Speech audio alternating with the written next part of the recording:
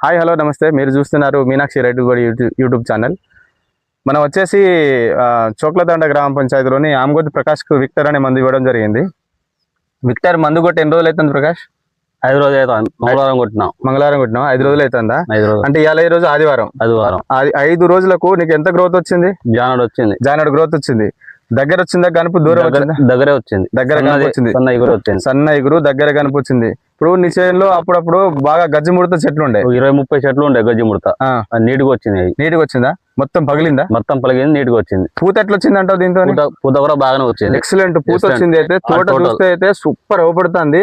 ఒక చెట్టుకు వచ్చేసి 70 నుంచి 80 పూత ఖచ్చితంగా ఉంటది.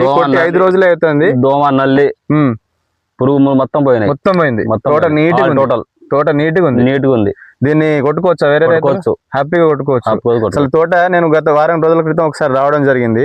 వచ్చినప్పుడు ఏంటంటే అప్పుడే లాస్ట్ పాస్ చేసిండు. అంత తోట అంత ఇదిగా లేదు. ఇప్పుడు తోట చూస్తే చిట్టాకేసుకొని చెట్టు గుబురుగా చాలా అంటే చాలా బాగుంది.